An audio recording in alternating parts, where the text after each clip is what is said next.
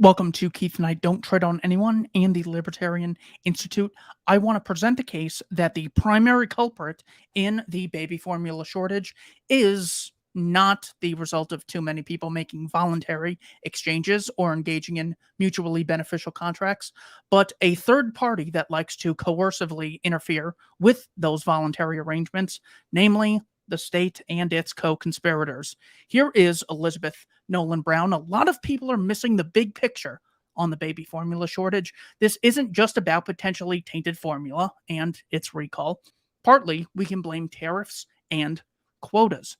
That is when the state says people can't trade with each other unless they give us a cut. Sounds exactly like the mafia. And quotas are when the state says only X amount of goods, of these types of goods, can be traded between these two groups. So what those both do is artificially limit the supply of goods and services. Lower supply means higher prices. But another major reason is that the US government doesn't like the way foreign formula is labeled. Officials apparently think formula with labels that don't confirm their every whim are so dangerous, it would be better off if kids starve. Many American parents praise baby formula imported from the European Union, but they have to buy it on the black market. A study published in the Journal of Pediatric Gastroenterology and Nutrition in 2019 found that 15 of 16 European formulas, it looked like, all met FDA nutrition requirements, but none of them met all FDA label requirements. So they are illegal here. So the FDA, the Food and Drug Administration in America, is preventing perfectly good, perhaps even better than American baby formula, from coming here because of things like labels, which do not explicitly state that it contains less than 1 milligram of iron per 100 calories, or not listing all ingredients, which can be found elsewhere. It's important to note that it's not like any shortcoming you could say, well, if we just had consumer reports and word of mouth and Yelp reviews and the reputations of companies, there could be misinformation. And, you might have a lie about one company. It could say it's safe when it's not safe. Yes, that could possibly happen if you have voluntarily funded competing stamp of approval organizations or certifications like you have Underwriter Laboratories. But it could also happen when the food and drug has a coercively funded monopoly and they create oligopolies by stomping out competition, lowering the supply, increasing the cost, making it more expensive to have kids. Because of these labeling concerns, the FDA says that a bunch of baby formula brands, legal and highly regulated in Europe, must be seized, stolen, by the United States border agents when discovered. Eric Boehm of Reason.com. America's trade and regulatory policies have contributed to the baby formula shortage. Why do we have tariffs on imported formula in the middle of a shortage?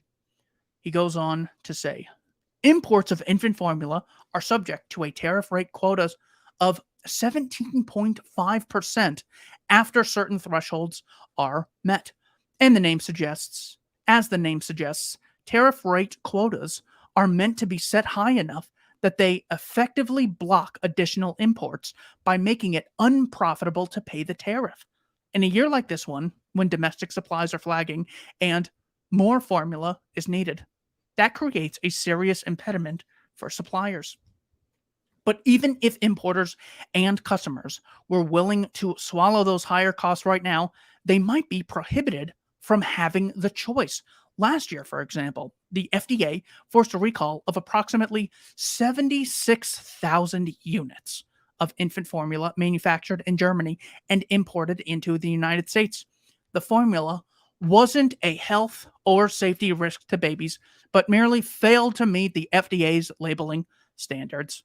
In this case, the products were banned for not informing parents that they contained less than 1% milligram of iron per 100 calories. In a separate incident last year, CBP, Customs and Border Patrol, bragged in a press release about seizing 588 cases of baby formula that violated other FDA regulations. The seized formulas were made by HIP and Hall brands, which are based in Germany and the Netherlands, respectively. Both are widely and legally sold in Europe and around the rest of the world. Even when there isn't a shortage of formula in the market, consumers should be given the choice to buy perfectly safe products that are approved by regulators in Europe, even if they fail to meet the FDA's standards. Now, especially many parents would probably prefer to feed their infants formula imported from Europe instead of not having access to any formula at all. Economic protectionism and unnecessary regulation are the reasons why that's not a viable solution right now. But rather than moving toward allowing greater trade, the US has recently adopted policies making it more difficult to import infant formula. The US Mexico Canada Agreement, USMCA, the rewrite of the North American Free Trade Agreement, championed by the Trump administration, set new limits on how much baby formula Canada could export, not just to the United States, but anywhere else in the world. As the CBC reported in 2018, that provision was likely a way for the Trump administration to snipe at China after a Chinese-based company had invested $225 million in a formula manufactured facility in Canada. The deal was also a win for American dairy farmers and the Trump administration, the CBC reported, after a political spat between the dairy special interests on both sides of the border. But the new export fees included in the USMCA likely make it more costly and difficult for America to import extra supplies of formula from its northern neighbor. Chalk it up to another self-inflicted wound of the trade war with China. While each of these specific trade and regulatory policies have contributed to the infant formula shortage in small ways, the bigger picture should raise some difficult questions for the economic nationalists who believe that foreign trade is a vulnerability for America's economy. Josh Hawley, he then quotes a number of, quote, nationalists. If you really loved your nation, you wouldn't violently stop your fellow countrymen from making voluntary exchanges with people in other countries. But as the situation with Abbott Nutrition demonstrates, supply shocks can originate close to home too. Thanks to strict FDA regulations and oppressive tariffs, America is already largely dependent on only domestic suppliers for infant formula.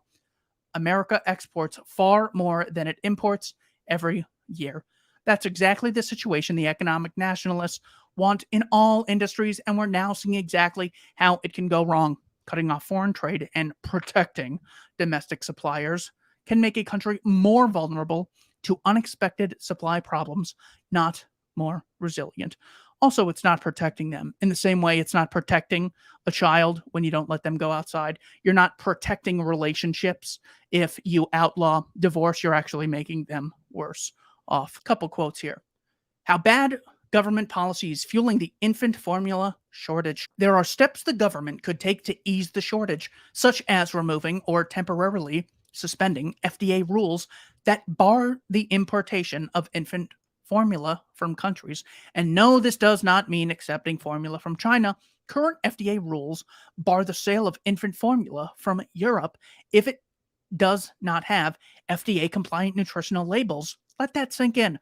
Infant formula that is perfectly safe and that is produced in accordance with European standards that are at least as stringent as U.S. health and safety requirements cannot be imported because the FDA has not reviewed and approved what is printed on the package, which is a costly and time-consuming process for producers. Again, coercive interference by the state is raising the costs of production, limiting the number of suppliers, making all infant formula more expensive than it otherwise would be under free market competition.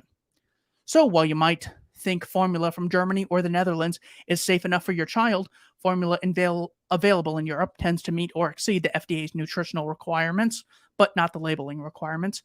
The FDA will not let you have it because it has not reviewed and approved the label or inspected the production facilities overseas. Reasonable people can debate whether this is a reasonable policy in normal times, but in the current mess, This is the sort of rule that undermines the health and development of infants the FDA purports to protect. Later on, he quotes a gentleman citing the WIC program, which is the American Women, Infants, and Children program. Trade barriers and poorly designed welfare policies help create a brittle system dominated by a few domestic players, a system that might muddle through in the good times, but one that crumbles in the face of a serious shock and struggles to recover thereafter. Meanwhile, American consumers, here babies and their already frazzled parents, are left in the lurch, and world class foreign producers can't help much because they lack the necessary paperwork and financial incentives, or because the past US policies have discouraged them from setting up official distribution channels or new facilities to serve the American market. From Robbie Sove of Reason.com, former FDA official, the prohibition on European baby formula isn't about safety.